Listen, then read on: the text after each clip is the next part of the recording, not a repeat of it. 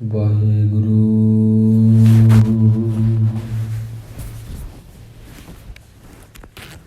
ਸਤਿਨਾਮ ਸ੍ਰੀ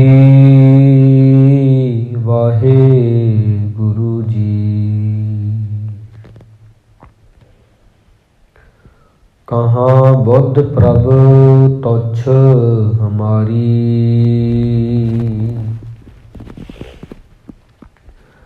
ਵਰਨ ਸਕਹਿ ਮਹਿਮਾ ਜੋ ਤਿਹਾਰੀ। ਹਮ ਨਾ ਸਕਤ ਕਰ ਸਿਫਤ ਤੁਮਾਰੀ।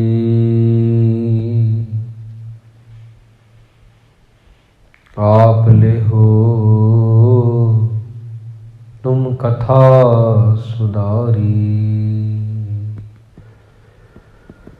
ਹਮ ਨਾ ਸਕਤ ਕਰ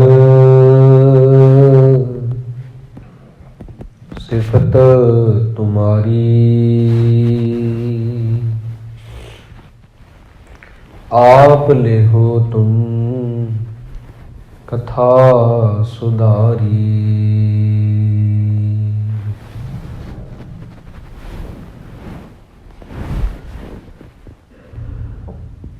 ਜੇਤਾ ਸਮੁੰਦ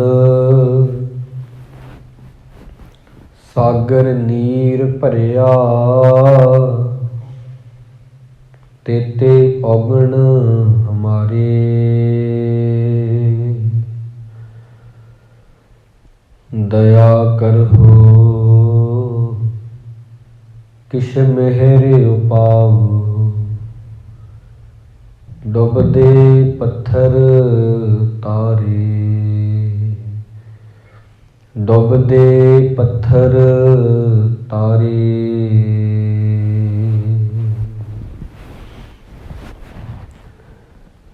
ਸਨਮਾਨਯੋਗ ਗੁਰੂ ਪਿਆਰੀ ਸਾਧ ਸੰਗਤ ਜੀ, ਧੰਨ ਧੰਨ ਸਾਹਿਬ ਸ੍ਰੀ ਗੁਰੂ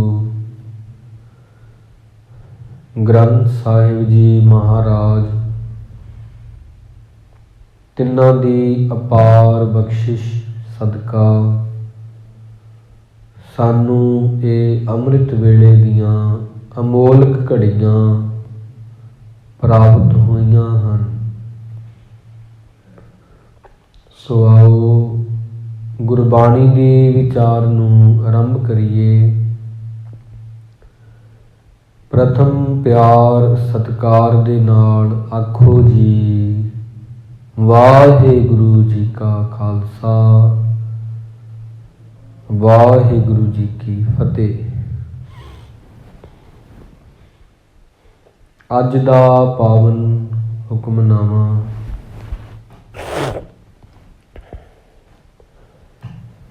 ਗੁਰੂ ਅਰਜਨ ਦੇਵ ਜੀ ਮਹਾਰਾਜ, ਉਹਨਾਂ ਦੀ ਰਸਨਾ ਤੋਂ ਗਾਇਨ ਕੀਤਾ ਹੈ,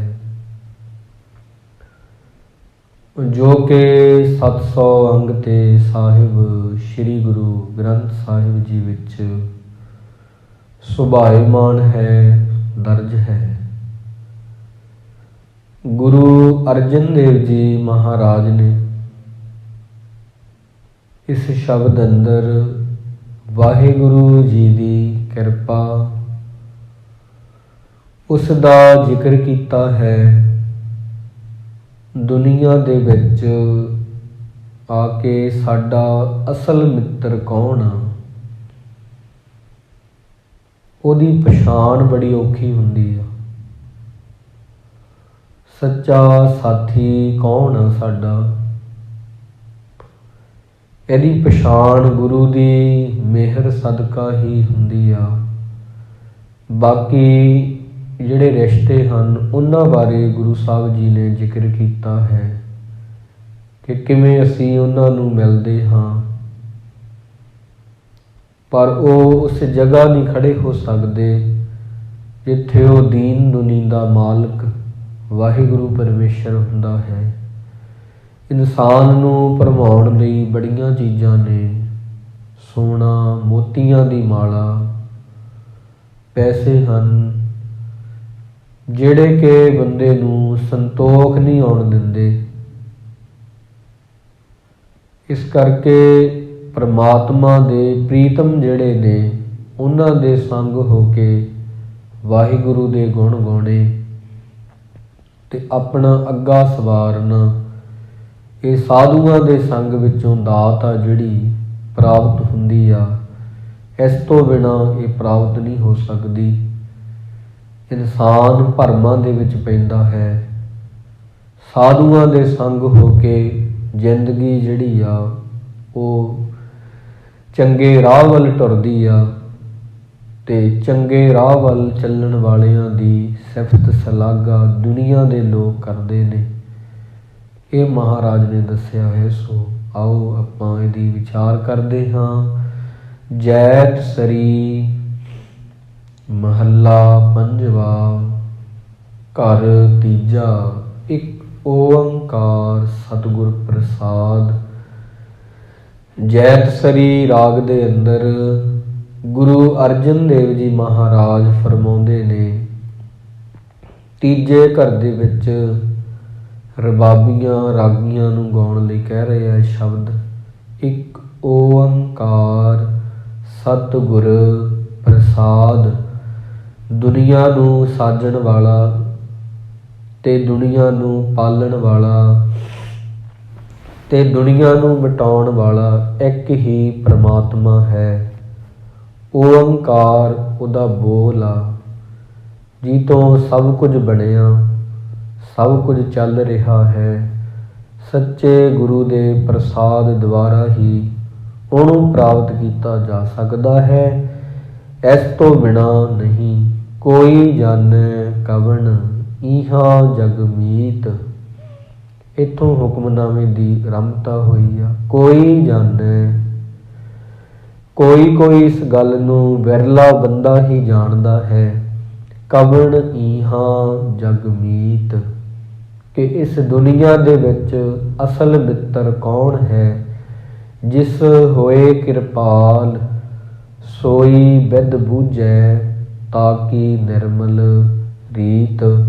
ਜਿਹਦੇ ਤੇ ਵਾਹਿਗੁਰੂ ਜੀ ਕਿਰਪਾਲੂ ਹੁੰਦੇ ਨੇ, ਦਿਆਲੂ ਹੁੰਦੇ ਨੇ, ਉਹੀ ਇਸ ਗੱਲ ਨੂੰ ਬੁੱਝ ਸਕੇਗਾ ਤੇ ਉਹਦੀ ਜਿਹੜੀ ਰੀਤ ਆ ਜੀਵਨ ਜਿਉਣ ਦੀ, ਉਹ ਨਿਰਮਲ ਹੋ ਜਾਏਗੀ, ਕੋਮਲ ਹੋ ਜਾਏਗੀ ਤੇ ਉਹ ਸੋਹਣੀ ਬਣ ਜਾਏਗੀ, ਖੂਬਸੂਰਤ ਹੋ ਜਾਏਗੀ, ਹਸੀਨ ਹੋ ਜਾਏਗੀ। ਜਿਸ ਹੋਏ ਕਿਰਪਾਲ ਸੋਈ ਬਿਧ ਬੂਝੈ, ਤਾਕੀ ਨਿਰਮਲ ਰੀਤ।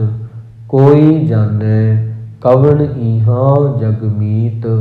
ਕੋਈ ਇਸ ਗੱਲ ਨੂੰ ਸਮਝੇਗਾ ਕਿ ਦੁਨੀਆ ਵਿੱਚ ਅਸਲ ਮਿੱਤਰ ਮੇਰਾ ਵਾਹਿਗੁਰੂ ਪਰਮੇਸ਼ਰ ਤੇ ਉਹਦੀ ਬੰਦਗੀ ਆ। ਇਸ ਤੋਂ ਇਲਾਵਾ ਬਾਕੀ ਜਿਹੜੇ ਸਾਕ ਨੇ, ਮਾਤਾ ਜੀ ਤੋਂ ਨਾਨਕਿਆਂ ਦੇ ਰਿਸ਼ਤੇ, ਪਿਤਾ ਜੀ ਤੋਂ ਦਾਦਕਿਆਂ ਦੇ ਰਿਸ਼ਤੇ, ਦੋਸਤਾਂ ਦੇ ਸੰਬੰਧ, ਰਿਸ਼ਤੇਦਾਰ ਆਦਿ ਤੇ ਪਤਨੀ ਤੋਂ ਸਹੁਰਿਆਂ ਦੇ ਰਿਸ਼ਤੇ ਜੁੜਦੇ ਨੇ। ਇਹਨਾਂ ਬਾਰੇ ਹੁਣ ਜ਼ਿਕਰ ਹੈ। ਮਾਤ ਪਿਤਾ ਬਨਤਾ ਸੁਤ ਬੰਦਪ, ਇਸ਼ਟ ਮੀਤ ਅਰ ਭਾਈ। ਗੁਰੂ ਅਰਜਨ ਦੇਵ ਜੀ ਕਹਿੰਦੇ ਮਾਤਾ ਪਿਤਾ ਬਨਤਾ ਇਸਤਰੀ ਸੁਤ ਪੁੱਤਰ ਬੰਦਪ ਰਿਸ਼ਤੇਦਾਰ ਨੂੰ ਕਹਿੰਦੇ ਨੇ, ਤੇ ਮੀਤ ਅਰ ਭਾਈ ਮਿੱਤਰ ਤੇ ਭਰਾ, ਇਹੀ ਬੰਦੇ ਦੇ ਸੰਬੰਧ ਹੁੰਦੇ ਨੇ ਇਹਨਾਂ ਨਾਲ। ਪਰ ਪੂਰਵ ਜਨਮ ਕੇ ਮਿਲੇ ਸੰਜੋਗੀ, ਅੰਤੇ ਕੋ ਨਾ ਸਹਾਈ। ਇਹ ਵੀ ਪਿਛਲੇ ਜਿਹੜੇ ਕਰਮ ਨੇ ਉਹਨਾਂ ਕਰਨ ਕਰਕੇ ਹੀ ਸਾਨੂੰ ਮਿਲ ਜਾਂਦੇ ਨੇ ਆ ਕੇ, ਸੰਜੋਗ ਇਹਨਾਂ ਦੇ ਨਾਲ ਬਣ ਜਾਂਦਾ ਹੈ। ਪਰ ਅੰਤੈ ਕੋ ਨਾ ਸਹਾਈ, ਇਹ ਵੀ ਇਨਸਾਨ ਦੇ ਅੰਤਲੇ ਸਮੇਂ ਦੇ ਵਿੱਚ ਇਹ ਸਹਾਈ ਨਹੀਂ ਹੋ ਸਕਦੇ। ਜਿੱਦਾਂ ਕਿ ਕਿਹਾ ਜਾਂਦਾ ਕਿ ਦਾਦੇ ਦਾ ਕਮਾਇਆ ਹੋਇਆ ਧਨ ਉਹ ਤਾਂ ਬੱਚਿਆਂ ਨੂੰ, ਪੋਤਿਆਂ ਨੂੰ, ਪੋਤੀਆਂ ਨੂੰ ਮਿਲ ਸਕਦਾ ਹੈ। ਪਰ ਜੇਕਰ ਦਾਦੇ ਨੇ ਧਰਮ ਕਮਾਇਆ ਹੋਵੇ ਤਾਂ ਉਹ ਨਹੀਂ ਮਿਲੇਗਾ। ਉਹ ਤਾਂ ਬੰਦੇ ਨੂੰ ਆਪਣ ਹੱਥੀ ਆਪਣਾ ਆਪੇ ਹੀ ਕਾਜ ਸਵਾਰੀ ਹੈ। ਇਸ ਕਰਕੇ ਪੈਸੇ ਸਾਂਭੇ ਹੋਏ ਦਾਦੇ ਦੇ ਪੋਤੇ ਨੂੰ ਮਿਲ ਸਕਦੇ ਨੇ, ਪਰ ਧਰਮ ਬੰਦੇ ਨੂੰ ਆਪ ਹੀ ਕਮਾਉਣਾ ਪਵੇਗਾ। ਖੁਦ ਨੂੰ, ਹਰ ਬੰਦੇ ਨੂੰ ਆਪਣਾ ਕਾਰਜ ਆਪ ਹੀ ਸਵਾਰਨਾ ਪਵੇਗਾ। ਆਪਣ ਹੱਥੀ ਆਪਣਾ ਆਪੇ ਹੀ ਕਾਜ ਸਵਾਰੀ ਹੈ। ਪੂਰਬ ਜਨਮ ਕੇ ਮਿਲੇ ਸੰਜੋਗੀ, ਅੰਤੈ ਕੋ ਨਾ ਸਹਾਈ। ਇੱਥੇ ਪੂਰਬਲੇ ਕਰਮਾਂ ਕਰਕੇ ਸੰਜੋਗੀ ਬਣ ਜਾਂਦੇ ਨੇ। ਮਾਤਾ ਪਿਤਾ ਜੀ ਵੀ ਤੇ ਘਰ ਵਾਲੀ ਵੀ, ਪੁੱਤਰ ਵੀ, ਮਿੱਤਰ ਵੀ, ਰਿਸ਼ਤੇਦਾਰ ਵੀ, ਭਰਾ ਵੀ। ਇਹ ਸਭ ਬੀਤੇ ਸਮੇਂ ਵਿੱਚ ਜੋ ਹੋਇਆ ਉਹਦੇ ਕਰਕੇ ਆ ਕੇ ਸਾਨੂੰ ਮਿਲਦੇ ਨੇ। ਪਰ ਜਮਾਂ ਤੋਂ ਇਹ ਨਹੀਂ ਬਚਾ ਸਕਦੇ, ਭਾਵ ਮਰਨ ਤੇ ਮੁਕਤੀ ਤੋਂ ਇਹ ਵੀ ਨਹੀਂ ਬਚਾ ਸਕਦੇ। ਮੁਕਤ ਮਾਲ ਕਨਕ ਲਾਲ ਹੀਰਾ, ਮਨ ਰੰਜਨ ਕੀ ਮਾਇਆ। ਮੁਕਤ ਮਾਲ ਕਨਕ ਲਾਲ ਹੀਰਾ, ਮਨ ਰੰਜਨ ਕੀ ਮਾਇਆ। ਮੋਤੀਆਂ ਦੀ ਮਾਲਾ ਹੋਵੇ, ਮੁਕਤ ਮਾਲ ਕਹਿੰਦੇ ਨੇ। ਮੁਕਤ ਮੋਤੀਆਂ ਦੀ ਮਾਲਾ, ਕਨਕ ਸੋਨਾ, ਲਾਲ ਹੀਰਾ, ਹੀਰੇ ਤੇ ਲਾਲ ਵੀ ਹੋਣ। ਮਨ ਰੰਜਨ ਕੀ ਮਾਇਆ, ਮਨ ਨੂੰ ਖੁਸ਼ ਕਰਨ ਵਾਲੀ ਮਾਇਆ ਵੀ ਹੋਵੇ। ਹਾਂ ਹਾਂ ਕਰਤ ਬਿਹਾਨੀ ਅਵਧ ਹੈ, ਤਾਵੇਂ ਸੰਤੋਖ ਨ ਪਾਇਆ। ਇਨਸਾਨ ਹਾਏ ਹਾਏ ਕਰਦਿਆਂ ਜ਼ਿੰਦਗੀ ਗੁਜ਼ਾਰੇਗਾ, ਸੰਤੋਖ ਨਹੀਂ ਆਵੇਗਾ ਉਸ ਨੂੰ। ਸਿਮਰਨ ਤੋਂ ਬਿਨਾ, ਸਾਧੂਆਂ ਦੀ ਸੰਗਤ ਤੋਂ ਬਿਨਾ, ਗੁਰੂ ਤੋਂ ਬਿਨਾ। ਇੰਨਾ ਕੁਝ ਬੰਦੇ ਕੋਲ ਹੋਵੇ, ਫਿਰ ਹੋਰ ਵੀ ਗੁਰੂ ਅਰਜਨ ਦੇਵ ਜੀ ਕਹਿੰਦੇ ਨੇ ਹਸਤ ਰਥ। ਹਾਥੀ ਹੋਣ ਬੰਦੇ ਕੋਲੇ, ਘੋੜੇ ਹੋਣ, ਰਥ ਹੋਵੇ, ਘੋੜੇ ਵੀ ਐਸੇ ਅਸਵ ਪਵਨ ਤੇਜ, ਹਵਾ ਦੇ ਵਾਂਗੂ ਤੇਜ਼ ਭੱਜਣ ਵਾਲੇ ਘੋੜੇ ਹੋਣ। ਧੜੀ ਭੂਮਣ ਚਤਰਾਂਗਾ, ਬੜੀ ਜ਼ਮੀਨ ਵੀ ਹੋਵੇ, 4 ਤਰ੍ਹਾਂ ਦੀ ਫੌਜ ਵੀ ਹੋਵੇ, ਪਰ ਸੰਗ ਨਾ ਚਾਲਿਓ ਇਨਮੇ ਕਛੂਐ, ਊਠ ਸਧਾਇਓ ਨਾਂਗਾ। ਪਰ ਇਹ ਚੀਜ਼ਾਂ ਹੋਣ ਦੇ ਬਾਵਜੂਦ ਵੀ ਮਨੁੱਖ ਦੇ ਮਨ ਦੀ ਸਮੱਸਿਆ ਜਿਹੜੀ ਆ ਉਹ ਹੱਲ ਨਹੀਂ ਹੁੰਦੀ, ਉਹ ਠੀਕ ਨਹੀਂ ਹੁੰਦੀ। ਉਹ ਜਿਉਂ ਕੀ ਤਿਉਂ ਬਣੀ ਰਹਿੰਦੀ ਆ। ਬੰਦੇ ਕੋਲੇ ਮੁਕਤ ਮਾਲ, ਮੋਤੀਆਂ ਦੀ ਮਾਲਾ ਵੀ ਹੋਵੇ, ਕਨਕ ਸੋਨਾ ਵੀ ਹੋਵੇ। ਕਨਕ ਸੋਨੇ ਨੂੰ ਕਹਿੰਦੇ ਨੇ। ਲਾਲ ਹੀਰਾ, ਮਨ ਰੰਜਨ ਕੀ ਮਾਇਆ, ਮਨ ਨੂੰ ਖੁਸ਼ ਕਰਨ ਵਾਲੀ ਮਾਇਆ। ਰੰਜਨ ਦਾ ਅਰਥ ਆ ਮਨ ਨੂੰ ਖੁਸ਼ੀ ਦੇਣ ਵਾਲੀ, ਮਨ ਨੂੰ ਜਿਹੜੀ ਆ ਚਾਵਾਂ ਦੇ ਵਿੱਚ ਰੱਖਣ ਵਾਲੀ, ਵਿਗਾਸ ਵਿੱਚ ਰੱਖਣ ਵਾਲੀ ਐਸੀ ਮਾਇਆ ਵੀ ਹੋਵੇ। ਪਰ ਤਾਂ ਵੀ ਕੀ ਫਾਇਦਾ ਹੈ ਜੇ ਬੰਦੇ ਦਾ ਮਨ ਹੀ ਨਹੀਂ ਟਿਕ ਰਿਹਾ। ਹਾਂ ਹਾਂ ਕਰਤ ਬਿਹਾਨੀ ਅਵਦੇ, ਹਾਏ ਹਾਏ ਕਰਦਿਆਂ। ਬਿਹਾਨੀ ਕਹਿੰਦੇ ਨੇ ਉਮਰ ਨੂੰ, ਅਵਦੈ ਬੀਤਦੀ ਜਾਂਦੀ ਆ, ਬਿਹਾਨੀ ਲੰਘ ਰਹੀ ਆ। ਅਵਦੈ ਉਮਰ ਜਿਹੜੀ ਆ, ਤਾਵੇਂ ਸੰਤੋਖ ਨਾ ਪਾਇਆ। ਇੰਨਾ ਕੁਝ ਹੋਣ ਦੇ ਬਾਵਜੂਦ ਵੀ ਫਿਰ ਕੀ ਆ ਜੇ ਬੰਦੇ ਨੇ ਸੰਤੋਖ ਹੀ ਨਾ ਪਾਇਆ, ਤਾਂ ਫਿਰ ਇਹਨੂੰ ਕਹਿਣਾ ਪਵੇਗਾ ਬੇਅਰਥੀ ਜ਼ਿੰਦਗੀ। ਜ਼ਿੰਦਗੀ ਹੈ, ਜੀਵਨ ਨਹੀਂ ਆ। ਇੰਨਾ ਕੁਝ ਸੀ, ਰੱਜ ਤਾਂ ਵੀ ਨਾ ਆਇਆ। ਭੁੱਖਿਆਂ ਭੁੱਖ ਨਾ ਉਤਰੀ, ਜੇ ਬੰਨਾ ਪੁਰੀਆਂ ਭਾਰ। ਸਹਸ ਸਿਆਣਪਾ ਲੱਖ ਹੋਏ, ਤਾਂ ਇੱਕ ਨਾ ਚੱਲੇ ਨਾਲ। ਇੰਨਾ ਕੁਝ ਹੋਣ ਦੇ ਨਾਲ ਹੰਕਾਰ ਆ ਗਿਆ, ਪਰ ਸੰਤੋਖ ਨਹੀਂ ਆਇਆ।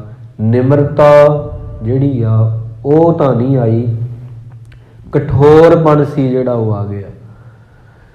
ਇੰਨਾ ਕੁਝ ਹੋਣ ਦੇ ਨਾਲ ਆਉਣਾ ਚਾਹੀਦਾ ਸੀ ਸੰਤੋਖ, ਸੰਤੋਖ ਨਹੀਂ ਆਇਆ, ਮਨੁੱਖ ਕਠੋਰ ਹੋ ਗਿਆ, ਦਿਲ ਉਹਦਾ ਸਖਤ ਹੋ ਗਿਆ, ਨਿਮਰ ਨਹੀਂ ਹੋਇਆ। ਹਸਤ ਰਥ, ਹਸਤ ਕਹਿੰਦੇ ਨੇ ਹਾਥੀ, ਰਥ, ਰਥ ਹੋਣ ਬੰਦੇ ਕੋਲੇ, ਅਸਭ ਪਵਨ ਤੇਜ, ਪਵਨ ਕਹਿੰਦੇ ਹਵਾ ਨੂੰ, ਹਵਾ ਦੇ ਵਾਂਗ ਭੱਜਣ ਵਾਲੇ ਘੋੜੇ ਬੜੇ ਤੇਜ਼, ਧਣੀ ਭੂਮਣ ਚਤਰਾਂਗਾ, ਬੰਦੇ ਕੋਲ ਜ਼ਮੀਨ ਵੀ ਹੋਵੇ, 4 ਤਰ੍ਹਾਂ ਦੀ ਚਤਰਾਂਗਾ ਕਹਿੰਦੇ ਨੇ ਫੌਜ ਨੂੰ, 4 ਤਰ੍ਹਾਂ ਦੀ, ਕਿਹੜੀ ਕਿਹੜੀ ਉਹ, ਪੈਦਲ ਚੱਲਣ ਵਾਲੀ ਹੋਵੇ, ਪਾਣੀ ਵਿੱਚ ਚੱਲਣ ਵਾਲੀ ਹੋਵੇ, ਅਸਮਾਨ ਦੇ ਵਿੱਚ ਉੱਡਣ ਵਾਲੀ ਹੋਵੇ, ਹਾਥੀ ਘੋੜਿਆਂ ਦੇ ਵਾਂਗ ਸਵਾਰ ਹੋਵੇ। ਇਹਨਾਂ ਤਰ੍ਹਾਂ ਦੀ ਫੌਜ ਵੀ ਹੋਣ ਦੇ ਬਾਵਜੂਦ ਵੀ ਇਨਸਾਨ ਨੂੰ ਸੰਤੋਖ ਨਹੀਂ ਆ ਰਿਹਾ ਜੇ, ਤਾਂ ਇਹਦਾ ਅਰਥ ਗੁਰੂ ਸਾਹਿਬ ਜੀ ਕਹਿੰਦੇ ਇਹ ਆ, ਉਹਨੂੰ ਹਜੇ ਲੋੜ ਹੈ ਉਹ ਚੀਜ਼ ਦੀ ਜਿਹਦੇ ਨਾਲ ਰੱਜ ਆਵੇਗਾ। ਉਹਨੂੰ ਸਾਧ ਸੰਗਤ ਕਹਿੰਦੇ ਨੇ। ਸੰਗ ਨਾ ਚਾਲਿਓ ਇਨ ਮੈਂ ਕਛੂ ਹੈ, ਊਠ ਸਧਾਇਓ ਨਾਂਗਾ। ਇਹਨਾਂ ਚੋਂ ਕੋਈ ਵੀ ਚੀਜ਼ ਐਸੀ ਨਹੀਂ ਜਿਹਦੇ ਨਾਲ ਮਨ ਨੂੰ ਰੱਜ ਆਵੇਗਾ, ਜਿਹਦੇ ਨਾਲ ਮਨ ਤ੍ਰਿਪਤ ਹੋ ਜਾਏਗਾ। ਤਾਂ ਇਨਸਾਨ ਦੇ ਮਨ ਨੂੰ, ਆਤਮਾ ਨੂੰ ਰੱਜਣ ਲਈ ਲੋੜ ਪੈਂਦੀ ਆ ਹਰ ਕੇ ਸੰਤ, ਹਰ ਕੇ ਸੰਤ, ਹਰੀ ਦੇ ਸੰਤਾਂ ਦੀ, ਪ੍ਰਿਆ ਪ੍ਰੀਤਮ ਪ੍ਰਭ ਕੈ, ਰੱਬ ਦੇ ਪਿਆਰਿਆਂ ਦੀ, ਜਿਹੜੇ ਰੱਬ ਨੂੰ ਪਿਆਰੇ ਲੱਗਦੇ ਨੇ, ਤਾਂ ਕਹਿ ਹਰ ਹਰ ਗਾਈਏ। ਜੇਕਰ ਉਹਨਾਂ ਦੇ ਸੰਗ ਹੋ ਕੇ ਕਿਤੇ ਰੱਬ ਦੇ ਗੀਤਾਂ ਨੂੰ ਗਾਇਆ ਜਾਵੇ, ਨਾਨਕ ਈਹਾਂ ਸੁਖ ਆਗੈ ਮੁਖ ਊਜਲ, ਇੱਥੇ ਵੀ ਸੁੱਖ ਹੋ ਜਾਂਦਾ ਹੈ, ਆਉਣ ਵਾਲੇ ਸਮੇਂ 'ਚ ਵੀ ਖੁਸ਼ੀਆਂ ਮਿਲਦੀਆਂ ਨੇ, ਸੰਗ ਸੰਤਨ ਕਹਿ ਪਾਈਐ। ਪਰ ਇਹ ਚੀਜ਼ ਜਿਸ ਹੋਏ ਕਿਰਪਾਲ ਸੋਈ ਵਿਦ ਬੁੱਝੈ, ਜਿਹਦੇ ਤੇ ਕਿਰਪਾ ਹੁੰਦੀ ਆ ਉਹੀ ਬੁੱਝਦਾ ਹੈ। ਚੀਨ ਦੇ ਵਿੱਚ ਇੱਕ ਸੰਤ ਹੋਏ, ਮਹਾਂਪੁਰਸ਼ ਹੋਏ, ਚੀਨ ਦੇ ਵਿੱਚ ਇੱਕ ਸੰਤ ਹੋਏ ਰੱਬ ਦੇ ਪਿਆਰੇ, ਬੜੀ ਉਹਨਾਂ ਬੰਦਗੀ ਕੀਤੀ। ਜਦੋਂ ਆਖਰੀ ਸਮਾਂ ਆਇਆ ਨਾ, ਚੇਲੇ ਜਿਹੜੇ ਸੀ ਇਕੱਠੇ ਹੋ ਗਏ, ਉਹਨਾਂ ਦੇ ਮੁਰੀਦ ਪੁੱਛਦੇ ਨੇ, ਸੰਤ ਜੀ ਜਾਣ ਲੱਗੇ ਹੋ, ਜ਼ਿੰਦਗੀ ਨੂੰ ਜਿਉਣ ਦਾ ਕੋਈ ਨੁਕਤਾ ਹੀ ਦੇ ਜੋ। ਮਹਾਰਾਜ ਗੁਰੂ ਅਰਜਨ ਦੇਵ ਜੀ ਕਹਿੰਦੇ ਨੇ ਨਾ, ਬੰਦੇ ਨੂੰ ਰੱਜਣ ਲਈ ਚੰਗੀ ਸੰਗਤ ਦੀ ਲੋੜ ਪੈਂਦੀ ਆ, ਗੁਰੂ ਦੀ, ਚੰਗੇ ਸਾਧੂਆਂ ਦੀ। ਉਹਨਾਂ ਦੇ ਦਿਲ 'ਚ ਸੀ ਕਿ ਸੰਤ ਜੀ ਜਾਂਦੇ ਜਾਂਦੇ ਕੁਝ ਦੱਸ ਜੋ ਅਜਿਹਾ ਜਿਹਦੇ ਨਾਲ ਅਸੀਂ ਵੀ ਆਪਦੀ ਜ਼ਿੰਦਗੀ ਸਫਲ ਬਣਾਈਏ। ਉਹਨਾਂ ਨੇ ਆਪਣਾ ਮੂੰਹ ਖੋਲ੍ਹਿਆ ਉਸ ਵਕਤ ਸੰਤਾਂ ਨੇ, ਕਹਿੰਦੇ ਮੇਰੇ ਮੁਖ ਦੇ ਵਿੱਚ ਦੇਖੋ ਕਿੰਨੇ ਦੰਦ ਨੇ। ਦੇਖਿਆ ਜਦੋਂ ਇੱਕ ਵੀ ਨਹੀਂ ਸੀ। ਕਹਿੰਦੇ ਵੇਖੋ ਜੀਭ ਹੈ, ਕਹਿੰਦੇ ਬਿਲਕੁਲ ਹੈ। ਦੰਦ ਨਹੀਂ ਹਨ ਪਰ ਜੀਭ ਆ।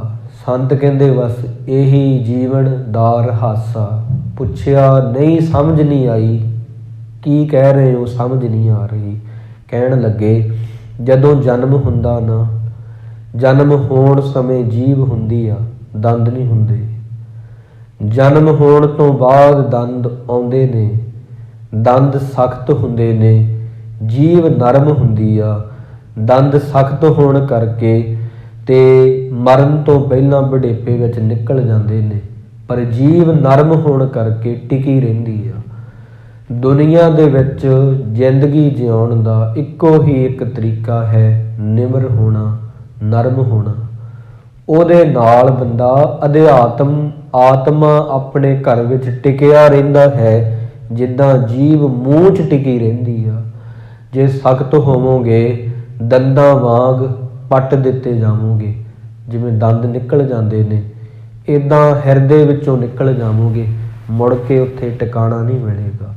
ਤਾਂ ਜੀਭ ਵਾਂਗ ਨਰਮ ਬਣੋ, ਦੰਦਾਂ ਵਾਂਗ ਸਖਤ ਨਹੀਂ। ਜਿਹੜੇ ਕਿ ਜਨਮ ਤੋਂ ਬਾਅਦ ਆਉਂਦੇ ਨੇ ਤੇ ਨਿਕਲ ਪਹਿਲਾਂ ਜਾਂਦੇ ਨੇ। ਜੀਭ ਜਨਮ ਸਮੇਂ ਵੀ ਹੁੰਦੀ ਆ, ਮਰਨ ਸਮੇਂ ਵੀ ਹੁੰਦੀ ਆ, ਇਹ ਸਦਾ ਬਣੀ ਰਹਿੰਦੀ ਆ। ਇਹ ਨਿਮਰ ਹੁੰਦੀ ਆ, ਇਹ ਨਰਮ ਹੁੰਦੀ ਆ। ਇੱਦਾਂ ਫਿਰ ਉਹ ਚੀਨ ਦੇ ਸੰਤ ਨੇ ਚੇਲਿਆਂ ਨੂੰ ਦੱਸਿਆ ਕਿ ਮਿੱਠਤ ਨੀਵੀਂ ਨਾਨਕਾ, ਗੁਣ ਚੰਗਿਆਈਆਂ ਤਤ। ਭਾਵੇਂ ਅਸੀਂ ਕਹਿੰਦੇ ਹਾਂ ਕਿ ਨਰਮੀ ਦਾ ਜ਼ਮਾਨਾ ਨਹੀਂ ਰਿਹਾ ਹੁਣ, ਬਹੁਤ ਲੋਕ ਇੱਦਾਂ ਕਹਿੰਦੇ ਨੇ ਕਿ ਨਰਮੀ ਦਾ ਨਾ, ਨਿਮਰ ਹੋਣ ਦਾ ਜ਼ਮਾਨਾ ਨਹੀਂ ਰਿਹਾ। ਲੋਕ ਜਿਹੜੇ ਨੇ ਉਹ ਗਲਤ ਫਾਇਦਾ ਉਠਾਉਂਦੇ ਨੇ, ਨਰਮ ਬੰਦੇ ਨੂੰ ਦਬਾਉਂਦੇ ਨੇ, ਪਰ ਭਗਤਾਂ ਦਾ ਸੁਭਾਅ ਕੁਝ ਹੋਰ ਹੁੰਦਾ ਹੈ। ਉਹ ਪਹਿਲਾਂ ਬੜੇ ਨਰਮ ਰਹਿੰਦੇ ਨੇ, ਨਿੱਕੀ ਨਿੱਕੀ ਗੱਲ ਤੇ ਸਖਤ ਨਹੀਂ ਹੁੰਦੇ। ਜਦੋਂ ਸਿਰ ਤੋਂ ਪਾਣੀ ਲੰਘ ਜੇ ਉਦੋਂ ਗੁਰੂ ਨਾਨਕ ਦੇ ਘਰ ਵਿੱਚ ਜਾ ਕੇ 6ਵੇਂ ਜਾਮੇ ਵਿੱਚ ਜਾਂ 10ਵੇਂ ਜਾਮੇ ਵਿੱਚ ਜਦੋਂ ਸਿਰ ਤੋਂ ਪਾਣੀ ਲੰਘ ਜੇ ਉਦੋਂ ਹਥਿਆਰ ਚੁੱਕਣਾ ਵਾਜਬ ਹੈ, ਸਹੀ ਆ, ਪਰ ਇਸ ਤੋਂ ਪਹਿਲਾਂ ਨਹੀਂ।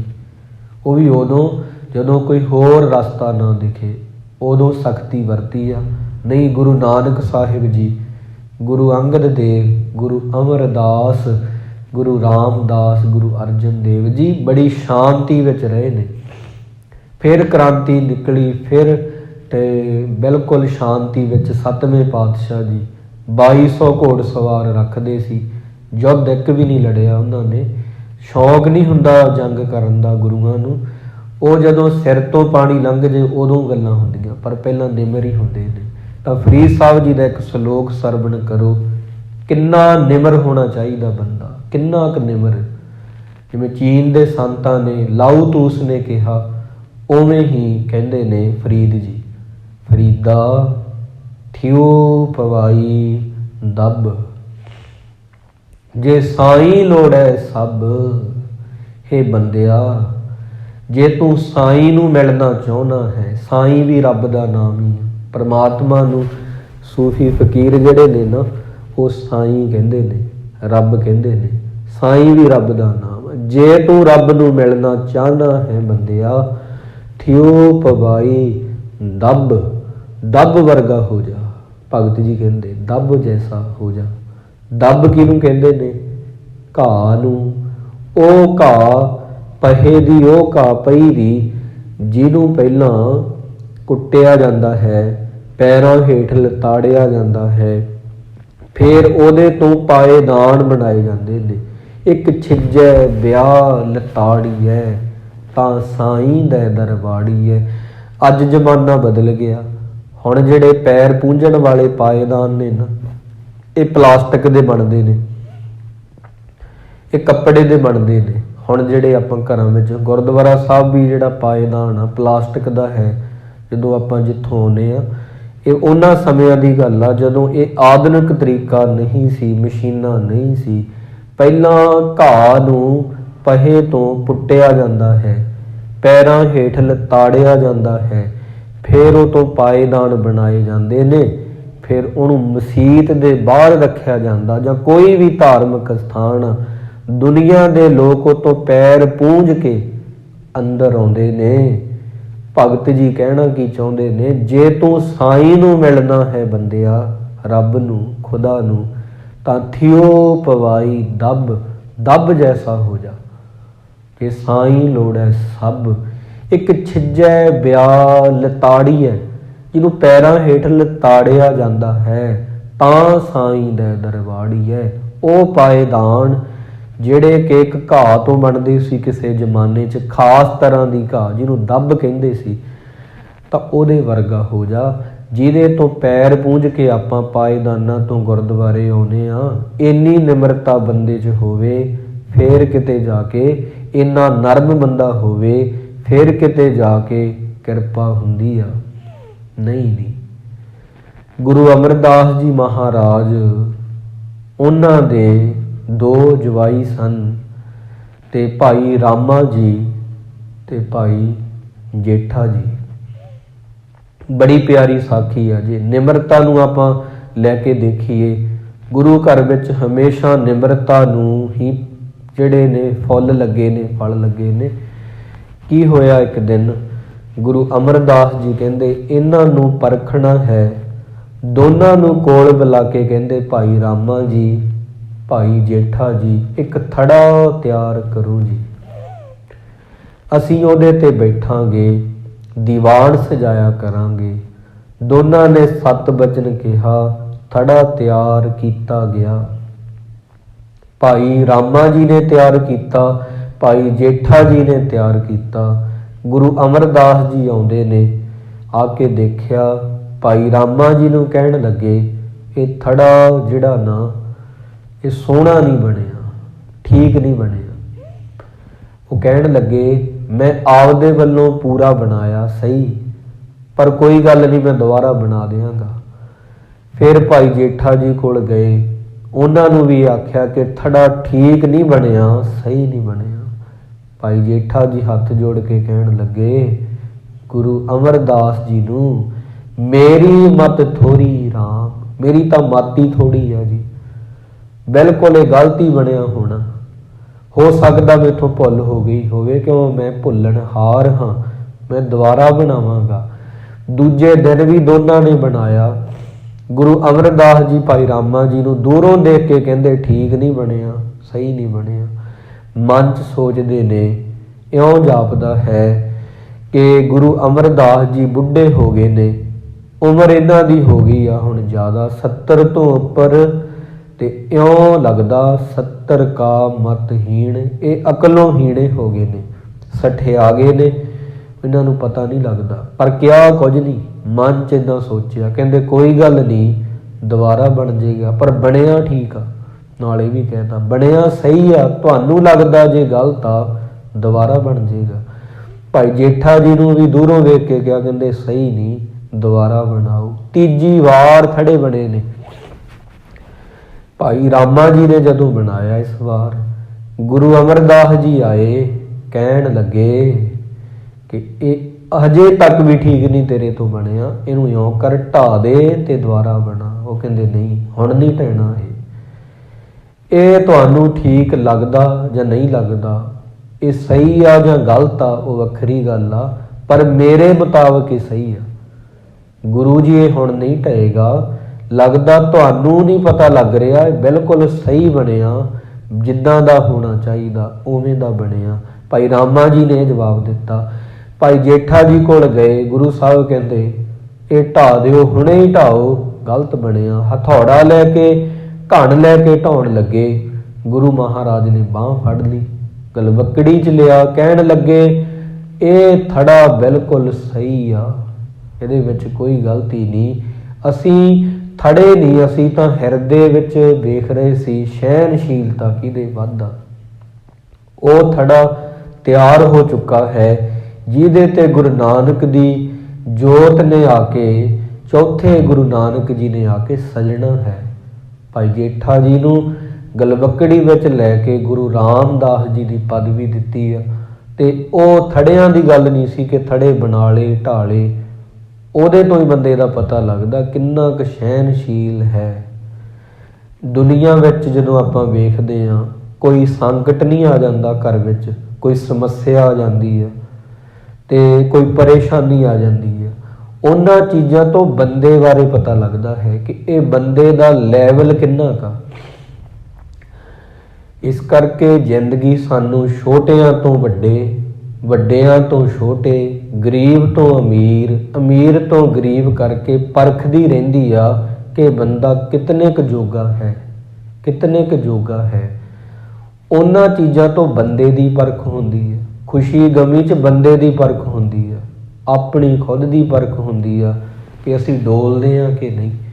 ਤਾਂ ਗੁਰੂ ਅਰਜਨ ਦੇਵ ਜੀ ਕਹਿੰਦੇ ਨੇ ਕਿ ਕੋਈ ਜਾਣੈ ਕਵਣ ਇਹਾਂ ਜਗਮੀਤ, ਦੁਨੀਆ 'ਚ ਆ ਕੇ ਜਨਮ ਲੈ ਕੇ ਕੌਣ ਜਾਣਦਾ, ਕੋਈ ਜਾਣਦਾ ਅਸਲ ਮਿੱਤਰ ਕੌਣ ਆ।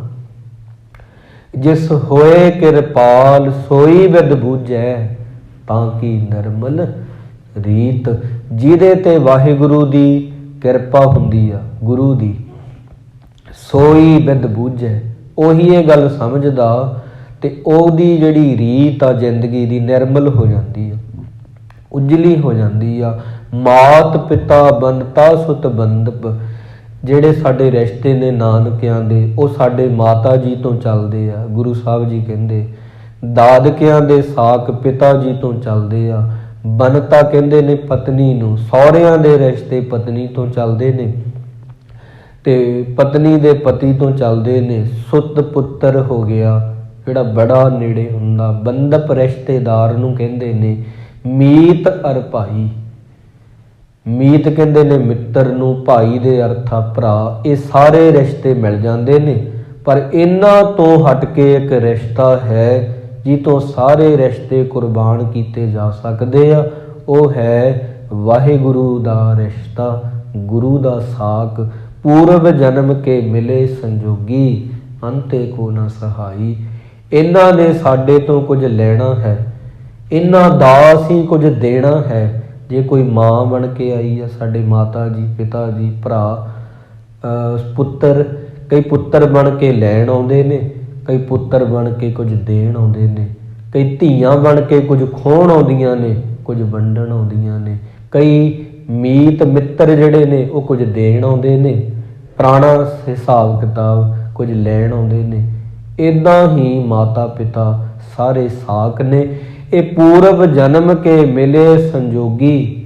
ਇਹ ਹੁਣ ਕਰਕੇ ਨਹੀਂ, ਇਹ ਪੂਰਵਲੇ ਕਰਮਾਂ ਕਰਕੇ ਮਿਲੇ ਨੇ।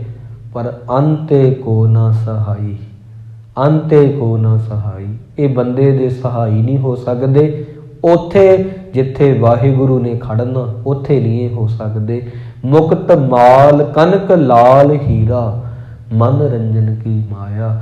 ਦਾਦੇ ਦਾ ਕਮਾਇਆ ਹੋਇਆ ਧਨ, ਦਾਦੇ ਦੀ ਜੱਦੀ ਜ਼ਮੀਨ ਪੋਤੇ ਨੂੰ ਮਿਲ ਜੂਗੀ, ਪਿਓ ਦੀ ਪੁੱਤਰ ਨੂੰ ਮਿਲ ਜੂ, ਪਰ ਧਰਮ ਨਹੀਂ ਮਿਲੇਗਾ। ਧਰਮ ਖੁਦ ਕਮਾਉਣਾ ਪਵੇਗਾ। ਕਈ ਐਸੇ ਬਜ਼ੁਰਗ ਨੇ ਜਿਨ੍ਹਾਂ ਬੰਦਗੀ ਬੜੀ ਕੀਤੀ, ਗੁਰੂ ਨਾਲ ਪਿਆਰ ਬੜਾ ਕੀਤਾ, ਤੇ ਪੋਤਿਆਂ ਨੇ ਤਾਂ ਗੁਰੂ ਨੂੰ ਆ ਕੇ ਮੁੱਖ ਤੱਕ ਨਹੀਂ ਦਿਖਾਇਆ। ਤਾਂ ਪੈਸੇ ਸਾਂਭੇ ਸਾਂਭੇ ਮਿਲ ਜਾਂਦੇ ਨੇ ਪੋਤਿਆਂ ਨੂੰ, ਦਾਦਿਆਂ ਦੇ ਪੋਤੀਆਂ ਨੂੰ ਮਿਲ ਜਾਂਦੇ ਨੇ, ਪਰ ਧਰਮ ਤਾਂ ਆਪ ਹੀ ਕਮਾਉਣਾ ਪਵੇਗਾ। ਆਪਣ ਹੱਥੀ ਆਪਣਾ, ਆਪੇ ਹੀ ਕਾਜ ਸਵਾਰੀਐ। ਕਿਸੇ ਦੀ ਖਾਤਰ ਕੋਈ ਰੋਟੀ ਖਾਵੇ ਤੇ ਜਿਹਨੇ ਨਹੀਂ ਖਾਧੀ ਉਹਨੂੰ ਤਾਂ ਲੋੜ ਪੈਣੀ ਆ ਖਾਣ ਦੀ। ਕਿਸੇ ਦੀ ਖਾਤਰ ਕੋਈ ਰੋਟੀ ਖਾਵੇ, ਦੂਜਾ ਕਿਵੇਂ ਰੱਜੇਗਾ? ਪਾਣੀ ਕੋਈ ਪੀਵੇ, ਪਿਆਸ ਕਿਵੇਂ ਬੁਝੇਗੀ? ਇਹ ਕੰਮ ਤਾਂ ਧਰਮ ਦੇ ਵਿੱਚ ਆਪ ਹੀ ਕਰਨਾ ਪੈਂਦਾ। ਤਾਂ ਹੀ ਲੋਕ ਕਰਦੇ ਨਹੀਂ, ਕਿਉਂਕਿ ਅਸੀਂ ਗਿੱਝ ਗਏ ਹਾਂ। ਇੱਕ ਆਦਤ ਆ ਆਪਣਾ ਕੰਮ ਦੂਜਿਆਂ ਤੋਂ ਕਰਾਉਣਾ। ਧਰਮ ਵੀ ਸਾਨੂੰ ਲੱਗਦਾ ਵੀ ਸਾਡੇ ਵੰਡੇ ਦਾ ਕੋਈ ਕਰ ਦੇਵੇ ਤਾਂ ਚੰਗੀ ਗੱਲ ਹੀ ਹੋਊਗੀ। ਸਾਡੇ ਵੰਡੇ ਦਾ ਤੂੰ ਨਾਮ ਜਪ ਲਾ। ਸਾਡੇ ਦਾਦਾ ਜੀ ਨੇ ਬੜੀ ਬੰਦਗੀ ਕੀਤੀ, ਉਹਨਾਂ ਕੀਤੀ, ਉਹਨਾਂ ਨੂੰ ਮਿਲਣੀ ਆ, ਤੁਹਾਨੂੰ ਥੋੜ੍ਹੀ ਮਿਲਣੀ। ਹਾਂ, ਉਹਨਾਂ ਦੀਆਂ ਬਰਕਤਾਂ ਹੋ ਸਕਦੀਆਂ, ਉਹ ਘਰ 'ਚ ਅਸੀਸਾਂ ਹੋ ਸਕਦੀਆਂ ਗੁਰਸਿੱਖ ਦੀਆਂ, ਤੇ ਇੱਕ ਅਸੀਸ ਹੋ ਸਕਦੀ ਆ, ਪਰ ਬੰਦਗੀ ਤੁਹਾਨੂੰ ਕਰਨੀ ਪੈਣੀ। ਇਸ ਕਰਕੇ ਕਿਹਾ ਜਾਂਦਾ ਕੋਈ ਕਿੰਨੀ ਬੰਦਗੀ ਕਰਦਾ, ਭਾਵੇਂ ਤੁਹਾਡਾ ਉਹ ਦੋਸਤ ਆ ਤੇ ਤੁਹਾਨੂੰ ਨਹੀਂ ਨਾ ਉਹਦੀ ਕੀਤੀ ਮਿਲਣੀ, ਤੁਹਾਨੂੰ ਤਾਂ ਤੁਹਾਨੂੰ ਕਰਨੀ ਪੈਣੀ ਹੈ। ਮਹਾਰਾਜ ਇੱਥੇ ਬਿਲਕੁਲ ਉਹੀ ਕਹਿੰਦੇ ਨੇ, ਅੰਤੇ ਕੋ ਨਾ ਸਹਾਈ, ਪੂਰਵ ਜਨਮ ਕੇ ਮਿਲੇ ਸੰਜੋਗੀ। ਮੇਰੇ ਮਾਤਾ ਜੀ ਭਾਵੇਂ ਬੰਦਗੀ ਕਰਦੇ ਨੇ, ਪਿਤਾ ਜੀ ਬੰਦਗੀ ਕਰਦੇ ਨੇ, ਬੰਨਤਾ ਘਰ ਵਾਲੀ ਸੇਵਾ ਕਰਦੀ ਆ ਜਾਂ ਪਤੀ ਸੇਵਾ ਕਰਦਾ ਮਹਾਰਾਜ ਦੀ, ਸੁੱਤ ਬੰਧਪ ਤੇ ਪੁੱਤਰ ਸੇਵਾ ਕਰਦਾ, ਬੰਧਪ ਰਿਸ਼ਤੇਦਾਰ ਸੇਵਾ ਕਰਦੇ ਨੇ, ਮੀਤ ਮਿੱਤਰ ਕਰਦੇ ਨੇ, ਭਾਈ ਭਰਾ ਬੜਾ ਸੇਵਾ ਕਰਦਾ। ਪਰ ਇਹ ਨਹੀਂ ਨਾ ਤੈਨੂੰ ਮਿਲਣੀ ਬੰਦੇ ਦਾ। ਤੈਨੂੰ ਤਾਂ ਆਪਣਾ ਆਪ ਹੀ ਗੰਢਣਾ ਪੈਣਾ ਹੈ, ਆਪਣਾ ਸਿਰ ਆਪ ਹੀ ਗੁੰਦਣਾ ਪੈਣਾ ਹੈ। ਪੂਰਵ ਜਨਮ ਕੇ ਮਿਲੇ ਸੰਜੋਗੀ, ਅੰਤੇ ਕੋ ਨਾ ਸਹਾਈ। ਚੌਂਕੜਾ ਤਾਂ ਤੈਨੂੰ ਆਪਣੀ ਖਾਤਰ ਆਪ ਹੀ ਮਾਰਨਾ ਪੈਣਾ, ਆਪਣੀ ਖਾਤਰ ਆਪ ਹੀ ਅੰਮ੍ਰਿਤ ਵੇਲੇ ਜਾਗਣਾ ਪੈਣਾ। ਇਹ ਚੀਜ਼ਾਂ ਤੈਨੂੰ ਕਰਨੀਆਂ ਹੀ ਪੈਣੀਆਂ ਨੇ ਜੇ ਤੂੰ ਆਪਣਾ ਸਵਾਰਨਾ ਹੈ ਆਪਾ। ਇਹ ਆਨੜੀਏ, ਇਹ ਭੋਲੇ ਬੰਦੇ, ਇਹ ਜਿੱਦੀ ਬੰਦੇ, ਮਾਨੜਾ ਕਾਏ ਕਰੇ? ਕਿਉਂ ਇੰਨੀਆਂ ਅੜੀਆਂ ਕਰਦਾ ਹੈ? ਆਪ ਨੜੈ ਘਰ ਹਰ ਰੰਗੋ, ਕੀ ਨਾ ਮਾਣੇ। ਸਾਰਾ ਕੁਝ ਤੇਰੇ ਘਰ ਵਿੱਚ ਆ। ਆਪ ਨੜੈ ਘਰ ਹਰ ਰੰਗੋ, ਕੀ ਨਾ ਮਾਣੇ। ਕਿਉਂ ਨਹੀਂ ਤੂੰ ਇਹਨੂੰ ਮਾਣਦਾ? ਕਿਉਂ ਨਹੀਂ ਤੂੰ ਇਹਨੂੰ ਜਾਣਦਾ? ਸਭ ਕੁਝ ਤੇਰੇ ਘਰ ਵਿੱਚ ਆ, ਸਭ ਕੁਛ ਘਰ ਮੈਂ ਬਾਹਰ ਨਹੀਂ। ਤਾਂ ਗੁਰੂ ਸਾਹਿਬ ਜੀ ਨੇ ਬੜੀਆਂ ਚੀਜ਼ਾਂ ਗਿਣਾਈਆਂ ਨੇ, ਪਰ ਸਾਰਾ ਉਹਨਾਂ ਨੇ ਜਿਹੜਾ ਨਿਚੋੜ ਆ ਉਹ ਕਿਰਪਾ ਹੀ ਕੱਢਿਆ ਹੈ ਕਿ ਜਿਹਦੇ ਤੇ ਗੁਰੂ ਦੀ ਕਿਰਪਾ ਹੈ। ਜਿਸ ਹੋਏ ਕਿਰਪਾਲ ਸੋਈ ਬਿਦ ਬੂਝੈ, ਤਾਂ ਕਿ ਨਿਰਮਲ ਰੀਤ। ਜਿਹਦੇ ਤੇ ਗੁਰੂ ਦੀ ਮਿਹਰ ਹੋ ਜਾਂਦੀ ਆ ਉਹ ਆਪਣਾ ਸਿਰ ਗੁੰਦ ਲੈਂਦਾ ਹੈ, ਭਾਵ ਆਪਣਾ ਬੰਦਗੀ ਵਾਲਾ ਕਾਰਜ ਪੂਰਾ ਕਰ ਲੈਂਦਾ। ਨਹੀਂ ਫਿਰ ਬੰਦੇ ਤੋਂ ਹੁੰਦਾ ਨਹੀਂ। ਜੇ ਉਹਦੀ ਕਿਰਪਾ ਹੋਵੇ ਫਿਰ ਇਹ ਹੁੰਦਾ, ਜੇ ਕਿਰਪਾ ਨਾ ਹੋਵੇ ਫਿਰ ਨਹੀਂ ਹੁੰਦਾ। ਕਬੀਰ ਸਾਹਿਬ ਜੀ ਇੱਦਾਂ ਕਹਿੰਦੇ ਨੇ, ਸਾਚਾ ਸਤਿਗੁਰ ਕਿਆ ਕਰੇ ਕਬੀਰ, ਜਿਉਂ ਸਿੱਖਾਂ ਮੈਂ ਚੂਕ। ਕਹਿੰਦੇ ਗੁਰੂ ਕੀ ਕਰੂਗਾ, ਗੁਰੂ ਵੀ ਉੱਥੇ ਕੀ ਕਰੂਗਾ ਜੇ ਸਿੱਖ ਨੇ ਆ ਕੇ ਮੂੰਹ ਨਹੀਂ ਦਿਖਾਉਣਾ ਗੁਰੂ ਨੂੰ। ਸਾਚਾ ਸਤਿਗੁਰ ਕਿਆ ਕਰੇ, ਉੱਥੇ ਗੁਰੂ ਸਾਹਿਬ ਜੀ ਕੀ ਕਰਨਗੇ, ਜਿਉਂ ਸਿੱਖਾਂ ਮੈਂ ਚੂਕ। ਜੇ ਸਿੱਖਾਂ 'ਚ ਕਮੀਆਂ ਹੋਣਗੀਆਂ, ਜੇ ਸਿੱਖ ਜੀ ਊਣਤਾਈ ਹੋਊਗੀ, ਅੰਧੇ ਲੋਕ ਨਾ ਜਾਣੀ ਬਾਂਸ ਵਜਾਈਏ ਫੂਕ। ਗੁਰੂ ਸਾਹਿਬ ਤਾਂ ਕੁਝ ਕਹਿ ਦੇਣਗੇ, ਸਮਝਾ ਦੇਣਗੇ। ਜੇ ਬਾਂਸ ਵਾਂਗੂ ਕੰਨ 'ਚ ਫੂਕ ਪਾਰ ਕੇ ਦੂਜੇ 'ਚੋਂ ਕੱਢਣੀ ਆ, ਗਿਆਨ ਇੱਕ ਪਾਸਿਓਂ ਪਾ ਕੇ ਦੂਜੇ 'ਚੋਂ ਕੱਢ ਦੇਣਾ, ਗੁਰੂ ਵਿਚਾਰਾ ਕੀ ਕਰੂਗਾ। ਕਬੀਰ ਸਾਹਿਬ ਇਵੇਂ ਵੀ ਕਹਿੰਦੇ ਨੇ, ਭਾਵ ਕਿ ਗੁਰੂ ਨੂੰ ਧਿਆਨ ਦੇ ਨਾਲ ਸੁਣਨਾ ਚਾਹੀਦਾ ਹੈ, ਉਹ ਗੱਲ ਨੂੰ ਅੰਦਰ ਟਿਕਾਉਣਾ ਚਾਹੀਦਾ ਹੈ, ਯਤਨ ਕਰਨਾ ਚਾਹੀਦਾ ਹੈ। ਸਫਲ ਉਹ ਗੁਰੂ ਦੀ ਕਿਰਪਾ ਨਾਲ ਹੀ ਹੋਵੇਗਾ। ਪਰ ਗੁਰੂ ਮਹਾਰਾਜ ਕੋਲ ਜ਼ਰੂਰ ਆਉਣਾ ਚਾਹੀਦਾ ਭਾਈ, ਦਰਸ਼ਨ ਕਰਨ। 15 ਮਿੰਟ ਚਾਹੇ ਆਓ, 20 ਮਿੰਟ ਆਓ, 10 ਮਿੰਟ ਆਓ, ਚਾਹੇ 5 ਮਿੰਟ ਆਓ, ਜ਼ਰੂਰ ਸ਼੍ਰੀ ਗੁਰੂ ਗ੍ਰੰਥ ਸਾਹਿਬ ਜੀ ਦੇ ਦਰਸ਼ਨ ਕਰਨੇ ਚਾਹੀਦੇ ਨੇ। ਸੋ ਗੁਰੂ ਸਾਹਿਬ ਜੀ ਨੇ ਦੱਸਿਆ, ਅਖੀਰਲੀ ਪੰਗਤੀ ਆ, ਹਰ ਕੇ ਸੰਤ ਪ੍ਰੀਤਮ ਪ੍ਰਭ ਕੇ, ਤਾਂ ਕਹਿ ਹਰ ਹਰ ਗਾਈਐ। ਨਾਨਕ ਈਹਾਂ ਸੁਖ ਆਗੈ ਮੁਖ ਊਜਲ, ਸੰਗ ਸੰਤਨ ਕਹਿ ਪਾਈਐ। ਜਿਹੜੇ ਰੱਬ ਦੇ ਪਿਆਰੇ ਨੇ, ਉਹਨਾਂ ਦੇ ਸੰਗ ਹੋ ਕੇ ਕੀਤੀ ਹੋਈ ਬੰਦਗੀ ਹੀ ਬੰਦੇ ਦੇ ਕੰਮ ਆਉਂਦੀ ਆ। ਨਹੀਂ ਬੰਦਾ ਬੰਦਗੀ ਬਿਨਾਂ ਬਹੁਤ ਗੰਦਾ ਹੈ ਭਾਈ, ਇਤਨਾ ਮੈਲਾ ਹੈ, ਇਤਨਾ ਮੈਲਾ। ਜੇ 68 ਤੀਰਥਾਂ 'ਤੇ ਵੀ ਨਹਾ ਲਵੇ ਉਹਦੀ ਮੈਲ ਨਹੀਂ ਉਤਰਦੀ। ਫੁੱਲਾਂ ਦਾ ਤੂੰ ਇਤਰ ਬਣਾ, ਸਾਰੀ ਦੁਨੀਆ ਦੇ ਫੁੱਲਾਂ ਦਾ ਰਸ ਕੱਢ ਕੇ ਨਾ ਜੇ ਸੈਂਟ ਬਣਾ ਲਵੇ, ਫੁੱਲਾਂ ਦਾ ਤੂੰ ਇਤਰ ਬਣਾ, ਇਤਰ ਦਾ ਤੂੰ ਕੱਢ ਦਰਿਆ। ਇੰਨਾ ਸੈਂਟ ਹੋਵੇ ਜਿੰਨਾ ਦਰਿਆ 'ਚ ਪਾਣੀ, ਇੰਨਾ ਸੈਂਟ ਹੋਵੇ, ਇੰਨਾ ਪਰਫਿਊਮ ਹੋਵੇ, ਇੰਨੀ ਫਰੈਗਰੈਂਸ ਹੋਵੇ। ਫੁੱਲਾਂ ਦਾ ਤੂੰ ਇਤਰ ਬਣਾ, ਇਤਰ ਦਾ ਤੂੰ ਕੱਢ ਦਰਿਆ। ਪਰ ਫਿਰ ਵੀ ਤੇਰੀ ਬੋ ਨਹੀਂ ਮੁੱਕਣੀ, ਭਾਵੇਂ ਉਹ ਦਰਿਆ ਦੇ ਵਿੱਚ ਤਾਰੀਆਂ ਲਾ, ਸੈਂਟ ਵਿੱਚ ਨਾਲਾ ਬਣਾ ਦੀ, ਸੈਂਟ ਦਾ ਦਰਿਆ ਹੋਵੇ, ਉਹਦੇ ਵਿੱਚ ਨਹਾਈ ਚੱਲ, ਫਿਰ ਵੀ ਤੇਰੀ ਬੋ ਨਹੀਂ ਮੁੱਕਣੀ। ਪਹਿਲਾਂ ਆਪਣੀ ਮੈਂ ਮੁਕਾ, ਪਹਿਲਾਂ ਆਪਦੇ ਆਪ ਵਿੱਚ ਜਿਹੜੀ ਹਉਮੈ ਆ ਉਹਨੂੰ ਖਤਮ ਕਰ ਬੰਦਿਆ, ਫਿਰ ਤੇਰੇ 'ਚੋਂ ਥੋੜ੍ਹੀ ਖੁਸ਼ਬੂ ਆਊਗੀ। ਉੱਪਰੋਂ ਜੋ ਮਰਜ਼ੀ ਲਾਈ ਚੱਲ। ਉਹ ਹਉਮੈ ਕਿਵੇਂ ਖਤਮ ਹੁੰਦੀ ਆ? ਸਿਮਰਨ ਦੇ ਨਾਲ। ਸਿਮਰਨ ਕਿੱਥੇ ਆ? ਸਿਮਰਨ ਦੀ ਸਮਝ ਕਿੱਥੇ ਆ? ਇਹ ਗਿਆਨ ਕਿੱਥੇ ਆ? ਗੁਰੂ ਕੋਲੇ। ਗੁਰੂ ਸਾਹਿਬ ਜੀ ਦਾ ਗਿਆਨ ਕਿੱਥੇ ਹੁੰਦਾ ਹੈ? ਗੁਰਦੁਆਰੇ। ਇਸ ਕਰਕੇ ਸਾਨੂੰ ਗੁਰਦੁਆਰਿਆਂ ਦੀ ਲੋੜ ਪੈਂਦੀ ਆ ਆਪਦੀ ਹਉਮੈ ਨੂੰ ਖਤਮ ਕਰਨ ਲਈ। ਅੱਜ ਦੇ ਦੀਵਾਨ ਵਿੱਚ ਇਤਨਾ ਹੀ। ਗੁਰੂ ਮਹਾਰਾਜ ਕਿਰਪਾ ਕਰਨ, ਕੀਤੀ ਹੋਈ ਵਿਚਾਰ ਹਿਰਦਿਆਂ ਵਿੱਚ ਵਸੇ। ਗੁਰਸ਼ਬਦਾਂ ਦੀ ਕਮਾਈ ਕਰਕੇ ਅਸੀਂ ਵੀ ਆਪਣੇ ਜੀਵਨ ਨੂੰ ਸੋਹਣਾ ਬਣਾਈਏ। ਸੋ ਕੱਲ੍ਹ ਨੂੰ ਭਾਈ ਮਾਘ ਦੀ ਸੰਗਰਾਂਦ ਦਾ ਦਿਹਾੜਾ ਹੈ। ਸੋ ਸਾਧ ਸੰਗਤ ਜੀ, ਜੋ ਸੰਗਰਾਂਦ ਵਾਲਾ ਦੀਵਾਨ ਹੁੰਦਾ ਹੈ ਉਹ ਆਪਾਂ ਥੋੜ੍ਹਾ ਲੇਟ ਕਰ ਦਿੰਦੇ ਹਾਂ। ਜਿਵੇਂ ਕਿ ਹੁਣ ਆਪਾਂ 7 ਵਜੇ ਸਮਾਪਤੀ ਹੋ ਜਾਂਦੀ ਸਾਰੀ, ਤਾਂ ਉਹ ਥੋੜ੍ਹੀ ਲੇਟ ਹੁੰਦੀ ਆ, ਕਿਉਂਕਿ ਆਸਾ ਦੀ ਵਾਰ ਦਾ ਕੀਰਤਨ ਹੋਣਾ ਹੁੰਦਾ। ਉਸ ਤੋਂ ਬਾਅਦ ਕਥਾ ਵਿਚਾਰ, 12 ਮਾਹਾਂ ਦੇ ਪਾਠ। ਤਾਂ ਆਪ ਜੀ ਨੇ ਇਸ ਸਮੇਂ ਅਨੁਸਾਰ ਹਾਜ਼ਰੀਆਂ ਭਰਨ ਦੀ ਕਿਰਪਾਲਤਾ ਕਰਨੀ, ਅਤੇ ਜਿਨ੍ਹਾਂ ਨੇ ਦੇਗਾਂ ਦੀਆਂ ਰਸਦਾਂ ਵਿੱਚ ਹਿੱਸੇ ਪਾਉਣੇ ਨੇ ਉਹ ਅੱਜ ਸ਼ਾਮ ਨੂੰ ਹੀ ਭਾਈ ਦੇਗਾਂ ਪਹੁੰਚਾਉਣ ਦੀ ਕਿਰਪਾਲਤਾ ਕਰਨੀ, ਰਸਦਾਂ ਪਹੁੰਚਾਉਣ ਦੀ ਕਿਰਪਾਲਤਾ ਕਰਨੀ। ਫਿਰ ਉਹ ਅੰਮ੍ਰਿਤ ਵੇਲੇ ਦੇਗ ਬਣਨੀ ਹੁੰਦੀ ਹੈ ਅਤੇ ਉਹਦੇ ਵਿੱਚ ਹਿੱਸਾ ਪੈ ਜਾਂਦਾ ਹੈ। ਸੋ ਇਹ ਬੇਨਤੀਆਂ ਹਨ ਆਪ ਜੀ ਦੇ ਚਰਨਾਂ ਵਿੱਚ। ਸੋ ਵੱਧ ਤੋਂ ਵੱਧ ਭਾਈ ਗੁਰੂ ਨਾਲ ਜੁੜੋ, ਅੰਮ੍ਰਿਤ ਛਕੋ, ਸਿੰਘ ਸਜੋ, ਦਿਲਾਂ ਵਿੱਚੋਂ ਜਿਹੜੀ ਨਫ਼ਰਤ ਆ ਕੱਢ ਦਿਓ। 4 ਦਿਵਸ ਕੇ ਪ੍ਰਾਹੁਣੇ ਹਾਂ, ਬਹੁਤੀ ਕੋਈ ਜ਼ਿੰਦਗੀ ਨਹੀਂ। ਆਓ ਰਲ ਕੇ ਆਪਾਂ ਵਾਹਿਗੁਰੂ ਦਾ ਸਿਮਰਨ ਕਰੀਏ ਜੀ।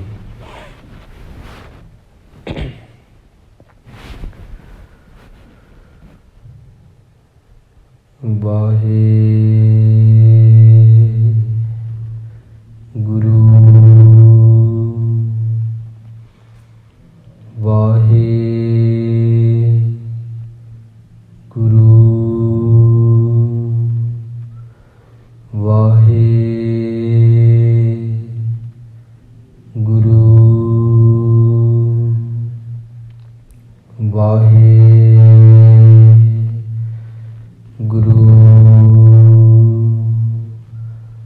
ਵਾਹਿ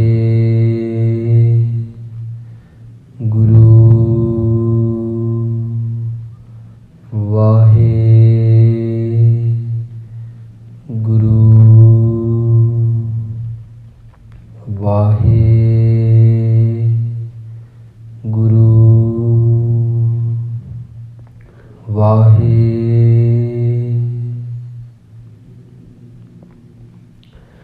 ਵਾਹਿ ਗੁਰੂ ਵਾਹਿ